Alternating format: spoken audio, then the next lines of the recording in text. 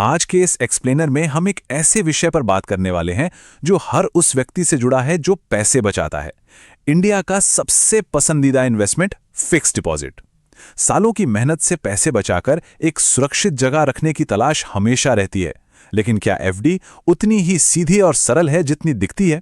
दरअसल इसके पीछे एक पूरा गणित छिपा है, टैक्सेस और इन्फ्लेशन का। तो आज की चर्चा इन 5 मुख्य बिंदुओं पर घूमेगी। पहला, फिक्स्ड डिपॉजिट को लेकर हमारा भ्रम। दूसरा, हिडन टैक्स का असर। तीसरा, टीडीएस के रूल्स का सच। चौथा, सीनियर सिटीजन्स के लिए टैक्स बेनिफिट्स। और अंत में असली रिटर्न या रियल रिटर्न की कैलकुलेशन।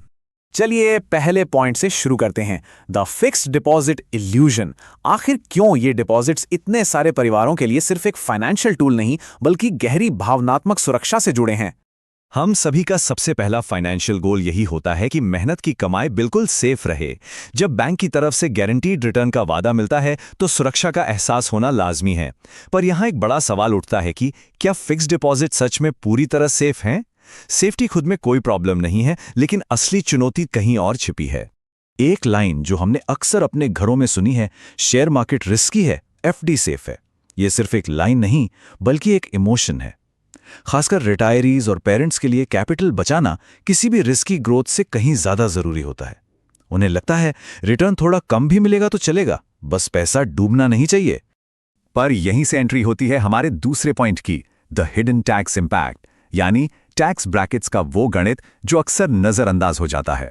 और यही वो जगह है जहां सबसे बड़ी गलतफहमी जन्म लेती है।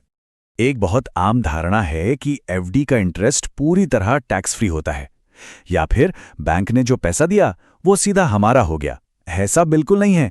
सच तो यह है कि बैंक से मिलने वाला इंटरेस्ट सीधा टोटल इनकम में जुड़ जाता है और फिर उस इनकम पर टैक्स स्लैब के हिसाब से टैक्स लगता है, चाहे वो 5% का स्लैब हो, 20% का हो, या फिर सबसे ज्यादा असर डालने वाला 30% का स्लैब। इसे 10 लाख रुपए के इन्वेस्टमेंट वाले एक छोटे से एग्जाम्पल से समझते हैं। मान लीजिए 7% इंटरेस्ट पर पैसा लगाया तो एक साल में 70,000 रुपए का इंटरेस्ट मिला।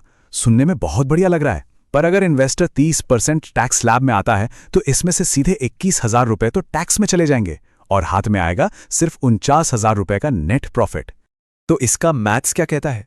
बैंक ने एडवर्टाइज किया 7% रिटर्न, लेकिन टैक्स कटने के बाद असल में हाथ आया सिर्फ 4.9%। ये एक बहुत बड़ा रियलिटी चेक है जो मिडिल क्लास अक्सर मिस कर जाता है। अब इस तस्वीर का दूसरा रुख देखिए, इन्फ्लेशन यानी महंगाई। अगर एवरेज इन्फ्लेशन रेट 5 से 6% के आसपास चल रहा है और नेट रिटर्न सिर्फ 4.9% है, तो मैथमेटिकली परचेजिंग पावर या खरीदने की क्षमता बढ़ नहीं रही बल्कि सिकुड़ रही है। पैसा अकाउंट में बढ़ता हुआ तो दिखता है, पर एसेट की असली वैल्यू कम हो रही होती है। अब आते हैं तीसरे हिस्से पर, टीडीएस के नियम। आखिर ये टीडीएस का क्या चक्कर है? बहुत से लोग इस फाइनेंशियल नुकसान को इसलिए नोटिस नहीं कर पाते क्योंकि बैंक ये टैक्स बड़ी खामोशी से काट लेते हैं। टीडीएस यानी टैक्स डिडक्टेड एट सोर्स। असल में ये सिर्फ एक एडवांस टैक्स होता है जो bank final interest payment account में डालने से पहले ही काट लेता है। सबसे बड़ी गड़बड़ी ये होती है कि लोग मान लेते हैं बैंक ने टीडीएस काट लिया, अब हमारा टैक्स का सारा काम पूरा हो गया, पर बात यहां खत्म नहीं होती। चलिए रूल्स को थोड़ा ध्यान से देखते हैं।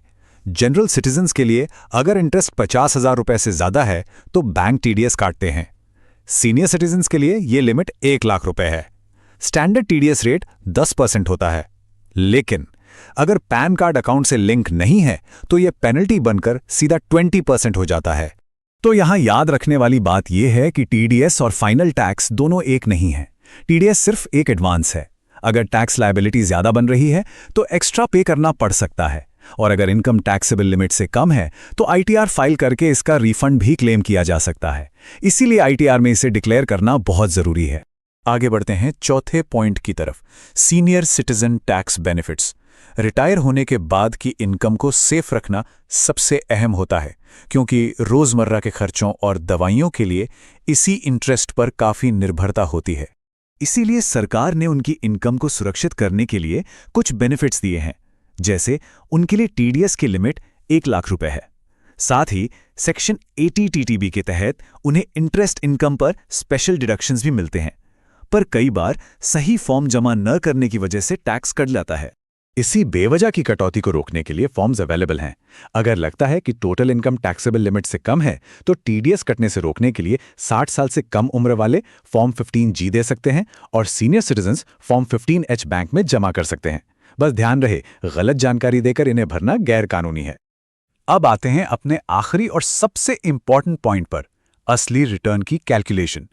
पैसे को सिर्फ पार्क करके रखने से आगे बढ़कर अब स्मार्ट वेल्थ ग्रोथ के लिए एक्टिव प्लान बनाने का वक्त है। वेल्थ क्रिएशन का एक सिंपल सा फॉर्मूला है।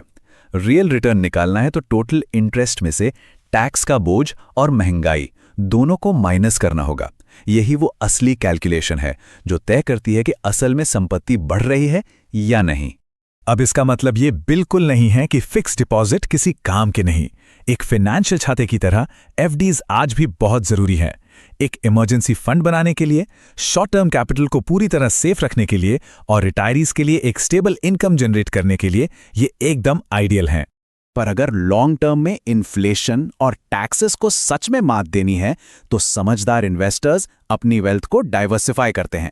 सिर्फ एक ही जगह पूरा पैसा रखने के बजाय मल्टीपल इंस्ट्रूमेंट्स का यूज किया जाता है। एफडी के साथ साथ म्यूचुअल फंड्स या बॉन्ड्स में भी निवेश किया जाता है ताकि सेफ्टी भी रहे और ग्रोथ भी। तो इस एक्सप्लेनर को खत्म करते हुए एक अहम सवाल, बैंक जो इंटरेस्ट दिखाता है वो हमेशा पूरी सच्चाई नहीं होती। असली गेम टैक्स प्लानिंग और इन्फ्लेशन को समझने का है। क्या आज सच में रियल रिटर्न का कैलकुलेशन कर लिया गया है? फ्यूचर को सिक्योर करने के लिए अपने पोर्टफोलियो का सही इवैल्यूएशन करना ही वेल्थ ग्रोथ का पहला कदम है।